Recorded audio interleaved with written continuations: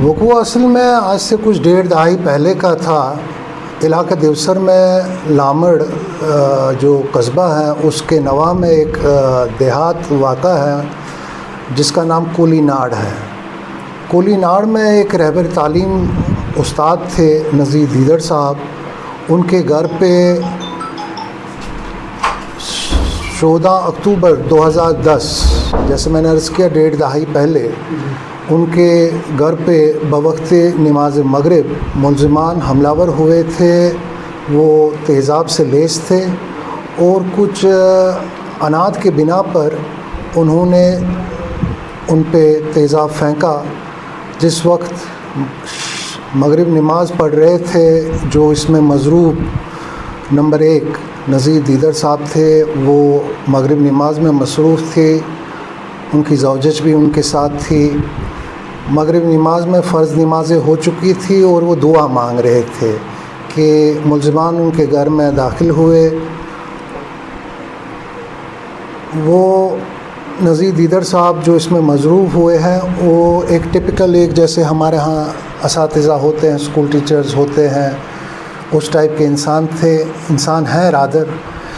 تو انہوں نے ان کو کھانے کے لیے مدعو کیا تو اگلے ہی پل ملزمان نے ان پر اقدام قتل کے تحت نیت مشترکہ سے ان پہ حملہ کیا جس پر تھانہ پولیس قاضی گنج میں پرچہ چاک ہوا.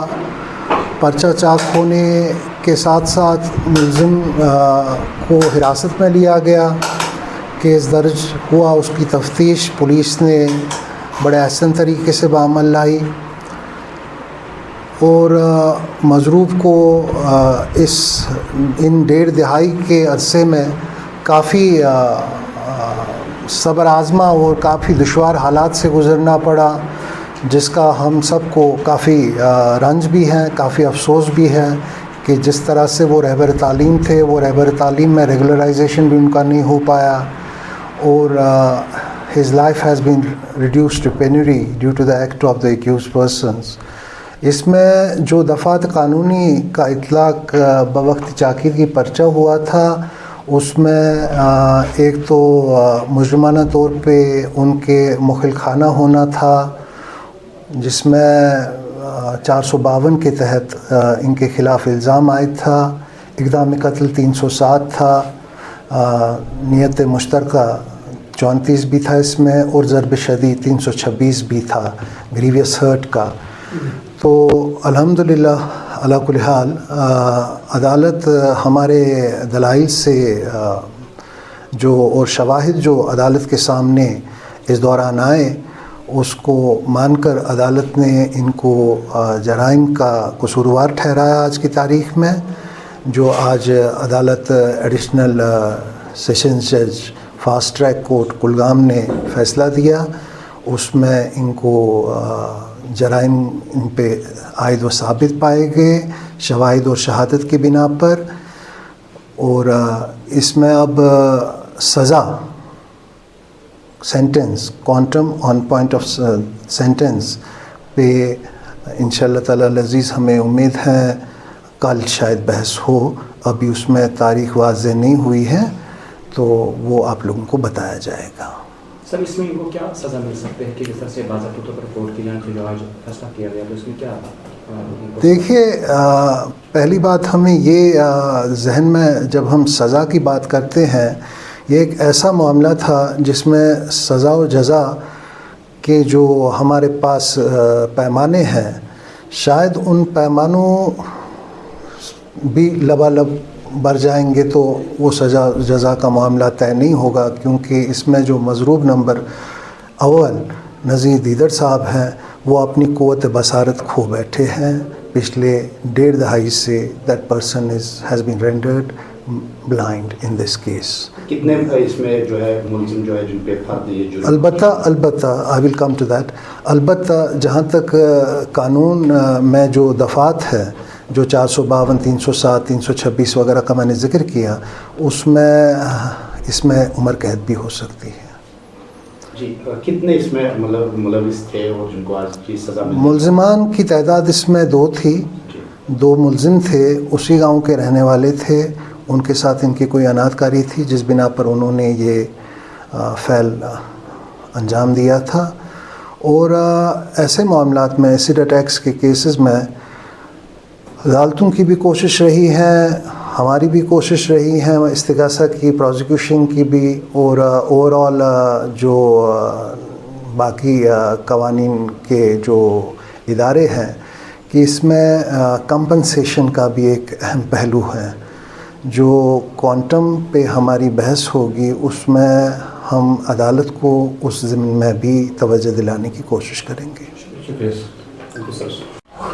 और मुझे ये याद नहीं है कब तक, बहुत टाइम होगी ना, मेरे कोई नहीं है इस वक्त यहाँ। अच्छा, कितने लगभग आप इतना 10-12 साल हो गए, 12 साल तो भी ऊपर हो गया है मेरे कहने में। तो हुआ क्या था? बहन का मसला हो गया था। आज तो मैं यही जज साहब की खुशी करते हूँ, मैं ये मेरे हक में फैसला होया, मगर मेरे कमाने वाले घर में कोई ही नहीं, मेरे अल्लाह का सहारा। आज तो मैं भीख मांगे एक दूसरे से लेती हूँ, आज मेरे भीख मांगे भी कोई नहीं देता, मेरे अल्लाह तो बाज कोई नहीं, घर में कोई सहारा नहीं। एक बच्ची है वो भी किराए के लिए तास सही है, वो इस वक्त भी घर में बैठ रही है, मेरे को कमाने ले कोई नहीं, अल्लाह दे बाज कोई नहीं है। मसला क्या हुआ था असल में? मसला ये मेरी बहन का हो गया। इसका क्या हो गया आपको? ये पहले भी ये लड़का इधर उधर चोरी कर रहा था, फिर ये मेरी बहन के पीछे पीछे फिर रहा था। हमने बोला हम नहीं, तेरे को रिश्ता नहीं देंगे, तू चोरी कर रहा है, इसलिए इसने मेरी बहन के लिए बोलता यही नहीं करने लिए। फिर हमने बोला आओ सुनीत रे, आओ रिश्ता ले जाओ, ये उसलिए उसने आया ही नहीं ऐसे ही किया। तो मेरे घर वालों को कोटा कर दिया, मेरे भी इस साइड सारे सब दस गए, देखो इधर से मेरी। इन लोगों ने इस वादे को कैसे अंजाम दिया? उस दिन क्या हुआ था, मतलब थोड़ा बताएंगे आप, कैसे ये लोग आए थे घर में, क्या हुआ था? ये ऐसे आया, मैंने बोला ये दरवाजे के ऊपर खड़ा, मैंने बोला कैसे आए, बैठो बैठो, बैठने में इन्हें ये छका दिया। मैंने बोला यासीन इकबाल बैठो, बैठने में इन्हें छक दिया उस पर। मैं सर नज़ीर अहमद दीदड़, मैं रहता हूँ लामड़ कोलीनाड़। सर मेरे साथ एक्सीडेंट हुआ ये 14 अक्टूबर 2010 को शाम के 7 बजे। घर है यासीन कुल इकबाल कुल, इन्होंने तेज़ाब फेंका मेरे ऊपर और मेरा चेहरा, आंखें बिल्कुल डैमेज हो गई सर, 100% लॉस हो गई आंखें, बाजू में जल गया, घुटनों भी जल गए, मेरी बीवी का ये दायां वाला साइड सारा जल गया सर। फिर मेरे ये रेफ़र किया इन्होंने काजीगुंड हस्पताल श्रीनगर, वहाँ मैं एडमिट रहा 1 महीने, फिर डॉक्टरों ने वहाँ से मुझे लाइलाज कर दिया। फिर सर ज़मीन बेची 1 कनाल 10 मरले।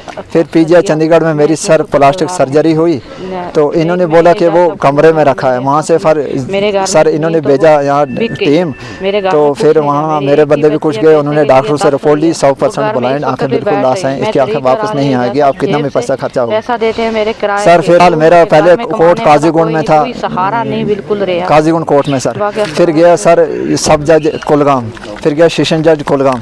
आज मुझे इंसाफ मिला 6 महीने के बाद सर, मैं बहुत खुश हूँ। और 6 महीने के बाद एना कोर्ट से 6 महीने ही हुए, तो 15 साल कुल मिला के 15 साल हो गए। 14 अक्टूबर 2010 को 2 महीने काम है, 15 साल।